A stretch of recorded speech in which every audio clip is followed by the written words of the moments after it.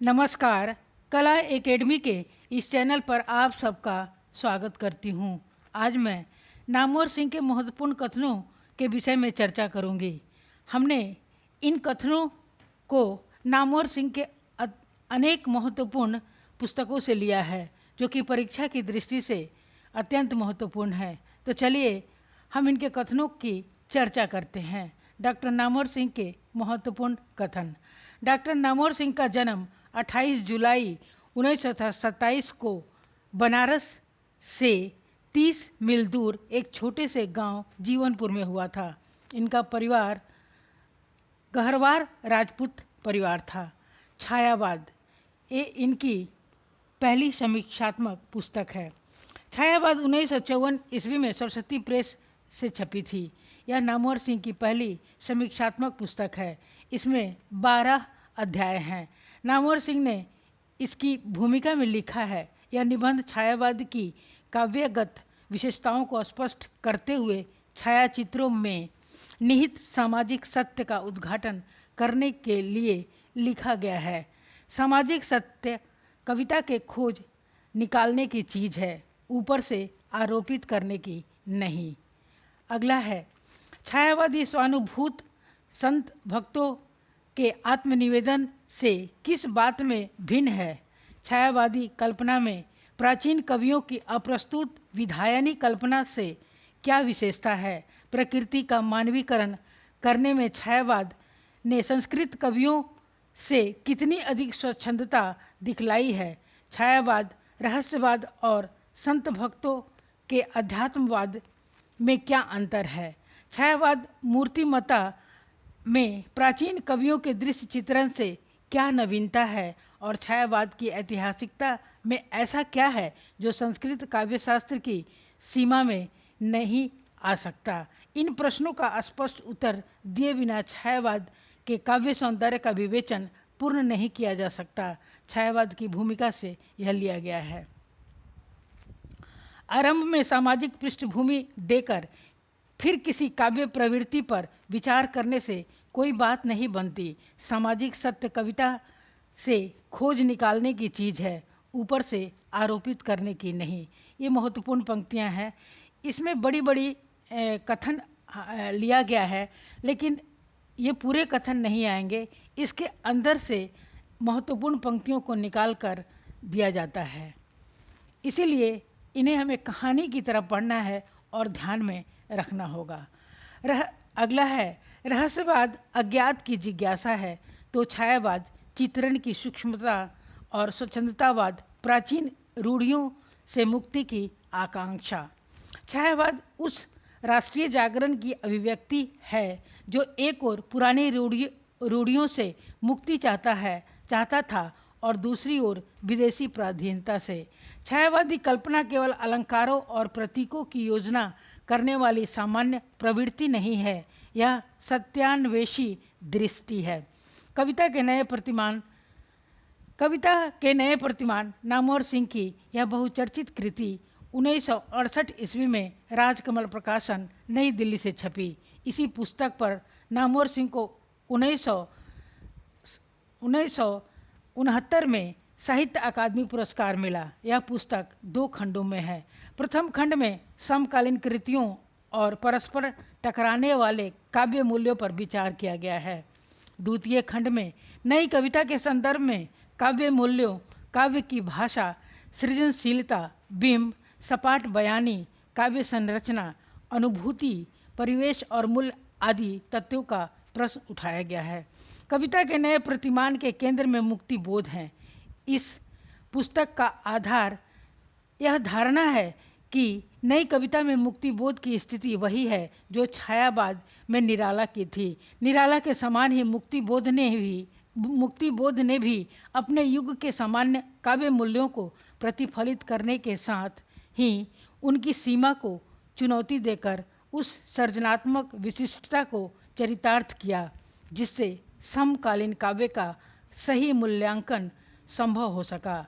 ये कविता के नए प्रतिमान की भूमिका से लिया गया है।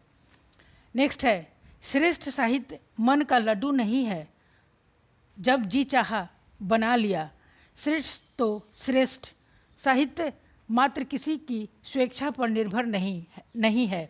जब जैसा जी हुआ वैसा साहित्य कोई नहीं रच सकता। वह एक निश्चित परिस्थिति में और एक निश्चित परिस्थिति से पैदा होता है और यह परिस्थिति उसकी स्वेच्छा को मर्यादित करती है। यहाँ तक कि उसके विद्रोह को भी परिस्थिति के विरुद्ध लेखक का विद्रोह भी उस परिस्थिति के द्वारा निर्धारित होता है। यह लेखक की ऐतिहासिक सीमा है। मन के लड्डू खाने की अपेक्षा अपनी ऐतिहासिक सीमा को समझने और समझकर बदलने की कोशिश करने में कहीं अधिक स्वाद है। यह कथन इतिहास और आलोचना से ली गई है।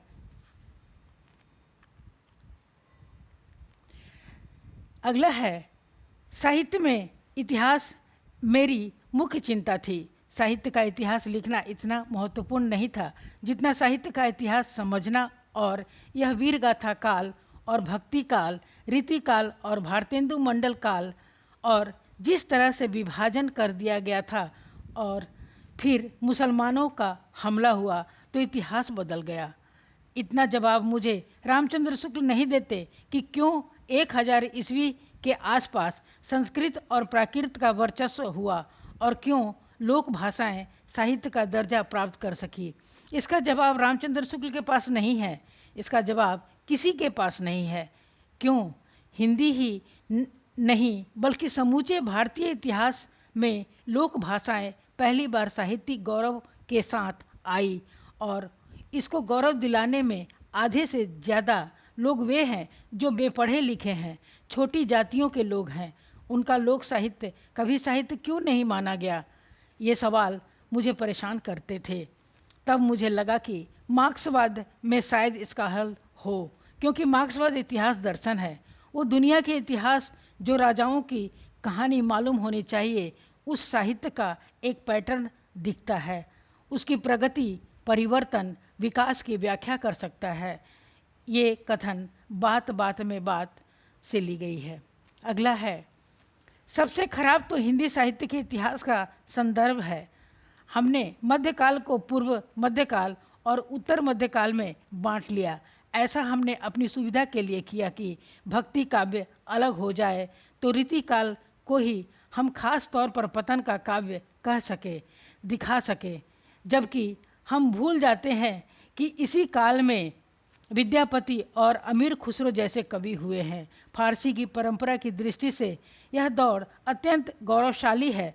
संगीत को ले तो खुसरो के साथ ख्याल गायकी शुरू होती है। स्थापत्य को ले तो इस काल में स्थापत्य कितनी ऊंचाइयों पर पहुंचता है। दक्षिण में मदुरै का मीनाक्षी मंदिर, उड़ीसा का कोणार्क मंदिर विशाल स्थापत्य की निशानी है। इस समय मूर्ति कला पूरी समृद्धि पर रही है। अतः जिसे हम तथाकथित मध्यकाल कहते हैं और जिसके प्रति हमारी दृष्टि ओरिएंटल दृष्टि है, वह बदलनी चाहिए। इतिहासकार इसे बदले या न बदले वे जाने, पर साहित्य व संस्कृति का इतिहास लिखते समय हम यूरोप के उस मॉडल को छोड़ दें और रीति काव्य को भारतीय दृष्टि से मध्यकाल का हिस्सा बनाकर अपनी दृष्टि बदलें। यह कथन साहित्य की पहचान से ली गई है। अगला है, जिसे हमारे साहित्यकारों ने उत्तर मध्यकाल कहा है, गदर के पहले तक का काल वो उर्दू शायरी में नज़ीर अकबराबादी, मीर और गालिब का काल है, गोल्डन पीरियड है। ठीक उसके समानांतर हिंदी में जो कविता लिखी जा रही है उसे कायदे से स्वर्ण युग कहने के बजाय पतन का काव्य कहा जा सकता है। यह कथन साहित्य की पहचान से ली गई है। अगला है, यह अजीब बात है कि हम फ्यूडल आर्ट को, फ्यूडलिज्म को खराब समझते हैं और आधुनिक वर्जुआजी को अच्छा मानकर चलते हैं। यह भूल जाते हैं कि कभी कभी इस पूरी लड़ाई में मामला उलट भी सकता है। हम लोगों ने साहित्य, कला और काव्य को जांचने परखने के जो आधार विकसित कर लिए हैं वे नितांत गैर साहित्यिक और कूड़ सोशल व पॉलिटिकल समझ पर आधारित है। यह भी साहित्य की पहचान से ली गई है। अगला कथन है, इतनी मोटी सी बात भी लोगों के दिमाग में नहीं आती कि संपूर्ण साहित्यकारों तथा साहित्यिक कृति का समुचित मूल्यांकन भी इतिहास हो सकता है, क्योंकि मुख्य प्रश्न ऐतिहासिक परिप्रेक्ष्य का है। वास्तविक आलोचना किसी एक कृति का मूल्यांकन करते समय परोक्ष रूप से साहित्य की समस्त कृतियों का मूल्यांकन करता है। यदि वह ऐसा नहीं करता तो वह मूल्यांकन ही नहीं है और उसके अंतर्निहित प्रतिमान में कहीं ना कहीं असंगति है। यह कथन इतिहास और आलोचना से ली गई है। अगला है, हजारी प्रसाद द्विवेदी के कबीर संबंधी चिंतन की चर्चा करते हुए अपनी इस मान्यता को और पुष्ट किया है। उनका कहना है कि इस चिंतन के क्रम में द्विवेदी जी जहाँ परंपरा से प्राप्त हिंदी साहित्य के इतिहास के मानचित्र को बदलकर एक दूसरा मानचित्र प्रस्तुत करते हैं, वहीं साहित्य संबंधी एक नई मान्यता भी सामने आती है। इस प्रकार एक नए इतिहास के साथ आलोचना का एक नया मान भी दृष्टिगोचर होता है। कबीर के साथ इतिहास की एक भिन्न परंपरा ही नहीं आती, साहित्य को जांचने परखने का एक प्रतिमान भी प्रस्तुत होता है। यह कथन दूसरी परंपरा की खोज से ली गई है। अगला कथन है, इतिहास वही लिखता है और लिख सकता है सार्थक इतिहास जो इतिहास बनाने में योग दे। यदि आप स्वयं इतिहास से तटस्थ हों, आज जो साहित्य लिखा जा रहा है उसमें तटस्थ हों, तो आप साहित्य का इतिहास नहीं लिख सकते। अपने सामाजिक जीवन का इतिहास बनाने में यदि आप भूमिका अदा करेंगे और इस सामाजिक जीवन को बदलने में आज का साहित्य जो भूमिका अदा कर रहा है उससे आप संलग्न होंगे, प्रतिबद्ध होंगे, तभी आप सार्थक इतिहास लेखन का कार्य कर सकेंगे, वरना आप एंटीक्वेरियन की तरह से काम करेंगे। आप एक अतीतवादी यानी मुर्दे उखाड़ने वाले होंगे। यह कथन आलोचना के मुख्य पृष्ठ से ली गई है, आलोचना के मुख से ली गई है। अगला कथन है, इस प्रकार पृथ्वीराज रासो संत भक्ति की भांति सामान्य जन जागरण की उत्थानशीलता भावना का प्रतिबिंब न होते हुए भी हासोन्मुखी सामंती शक्तियों के अंतर्विरोध का चित्रण करने वाला महाकाव्य है। निश्चित ही इसकी वीर भावना में न तो महाभारत सा उदात्त शौर्य और पराक्रम है और न इसकी श्रृंगार भावना में कालिदास की सी मुग्ध तन्मय भावाकुलता। हास्य युग का प्रभाव रासों की वीरता और श्रृंगार दोनों भावनाओं पर पड़ा है। इसीलिए रासों की महिमा वीरता और श्रृंगार के उदात्त तथा उज्जवल चित्रण में उतनी नहीं जितनी अपने युग की वास्तविक वीरता तथा प्रेम भावना को प्रतिबिंबित करने में है। कहना न होगा कि इस कार्य में चंद ने जितने व्यापक क्षेत्र को समेटा है वह संत भक्ति काव्य को छोड़कर अन्यत्र कहीं नहीं मिलता। रासो मानव जीवन की विविध परिस्थितियों और भाव दशाओं का महासागर है। यही वह विशेषता है जिसमें हर्ष युग के सभी काव्यों में रासों को सर्वोपरि स्थान दिया गया है। निश्चित ही यह उस युग की सांस्कृतिक परिस्थितियों तथा पूर्व परंपराओं का बृहद कोश और मध्ययुगीन भारतीय समाज का एक काव्यात्मक साहित्य है। पृथ्वीराज रासो भाषा और साहित्य से ये कथन लिया गया है। अगला है, कविता के नए प्रतिमान का महत्व इसमें है कि इस पुस्तक ने उन मूल्यों को वास दिलाने का प्रयत्न किया जो उस समय शासक काव्य मूल्य नहीं थे। मुक्तिबोध के काव्य मूल्यों की स्थापना की दिशा में यह पुस्तक अविस्मरणीय है, लेकिन उससे भी बड़ा अवदान इस पुस्तक का संभवतः यह है कि इसमें विस्तार से प्रमाणित किया कि हर युग में नई कविता को नए प्रतिमानों की आवश्यकता होती है, जिन्हें हम अभेद्य प्रतिमान मानते हैं। वे वास्तव में हमारे संस्कार हैं, जड़ीभूत सौंदर्याभी रुचि है। इस प्रकार जीवन की परिवर्तनशीलता, यह आग्रह हर काल की नई कविता, नई रचनाशीलता के पक्ष में जाता है। कविता और समय से यह कथन लिया गया है। अगला है, इतिहास और आलोचना के लेखों में रूपवाद या कलावाद का विरोध ज़्यादा है, क्योंकि उस दौर की ऐतिहासिक आवश्यकता यही थी। आगे चलकर यदि उसकी उपेक्षा की गई और अति वामपंथी की आलोचना की और विशेष ध्यान दिया गया आलोचना की ओर विशेष ध्यान दिया गया तो स्पष्ट है कि मेरी नज़र में साहित्यिक वातावरण बदल चुका है। कहना न होगा पुस्तक से यह कथन लिया गया है। नई कविता के अंदर मुझे अगे और उनके मंडल के कवियों से भिन्न एक दूसरी परंपरा का एहसास तो 1956-57 में ही था, और मैं यह महसूस करता था कि उस दूसरी परंपरा की सबसे समर्थ प्रतिभा मुक्तिबोध है।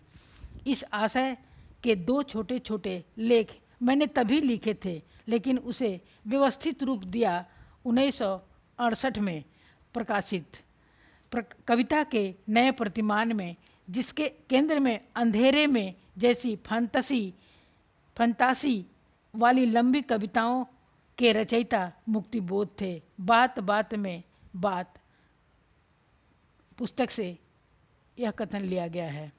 अगला है, यदि किसी युग में बहुसंख्यक समाज में परंपरा का जीवित बोध हो तो संभवतः साहित्य के इतिहास की कोई आवश्यकता ही न रहे। जिस जाति के लिए संपूर्ण परंपरा एक जीता जागता वर्तमान सत्य हो, उसे अलग से इतिहास पढ़ने की आवश्यकता ही क्यों पड़े। ऐसा प्रतीत होता है कि संस्कृत काव्यशास्त्र में जो अलग से इतिहास लिखने की प्रणाली नहीं थी, उसका एक कारण संभवतः यह भी था। उस युग के अधिकांश लोगों के लिए सारा अतीत साहित्य बहुत कुछ समसामयिक जैसा रहा होगा, और बहुत संभव है कि वे संपूर्ण साहित्यिक परंपरा को समसामयिक सा ग्रहण करके रसास्वादन करने में समर्थ रहे होंगे। इतिहास और आलोचना पुस्तक से यह कथन लिया गया है।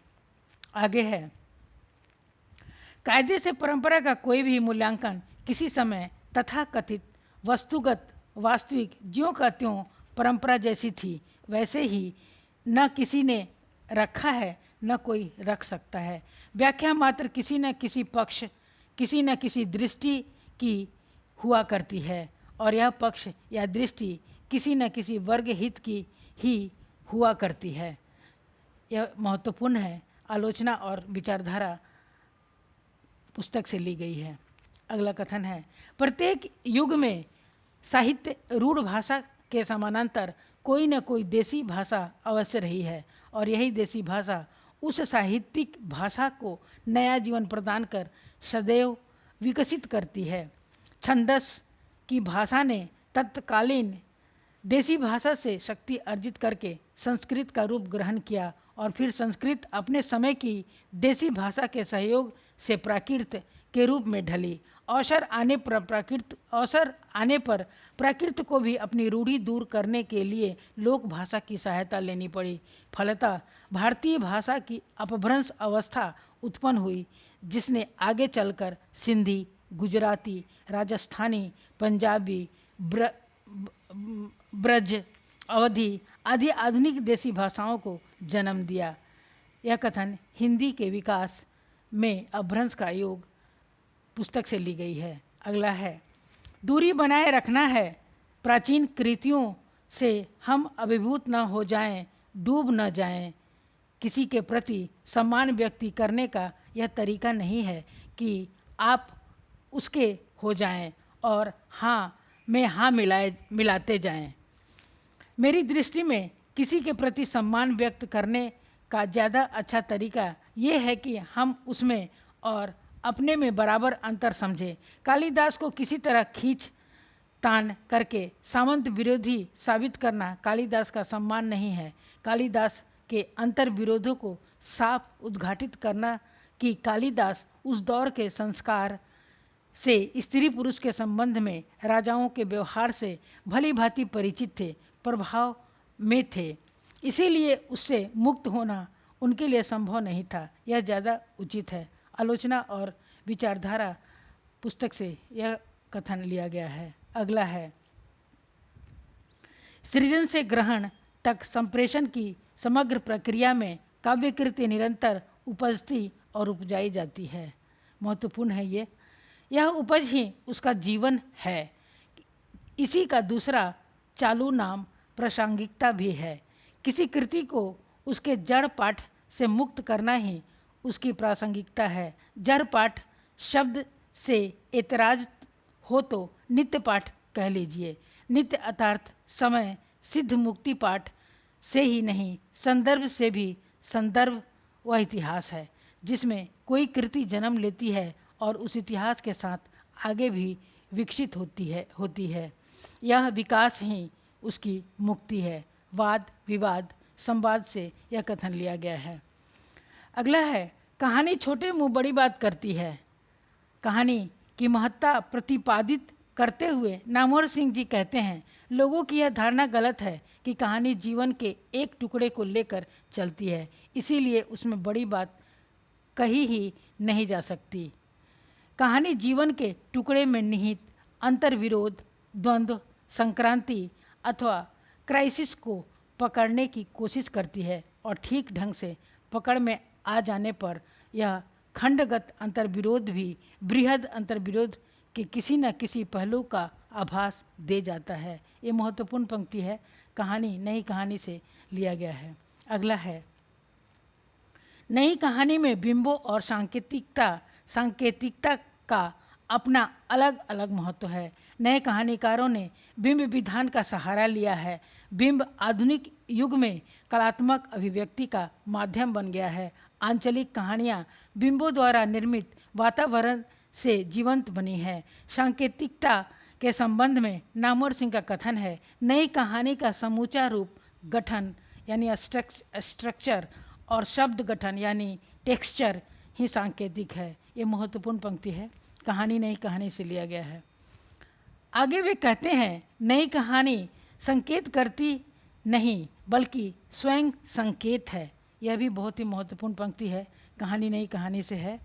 अगला है, नामवर सिंह आधुनिक काव्य की प्रवृत्तियों का मूल्यांकन अर्थ विश्लेषण के आधार पर करते हैं। कविता के नए प्रतिमान में प्रतिमान की तलाश करते हैं। जिस तरह व्याकरण भाषा में शब्द नहीं बनाता, उसी तरह आलोचक भी काव्य में मूल्यों का निर्माण नहीं करता।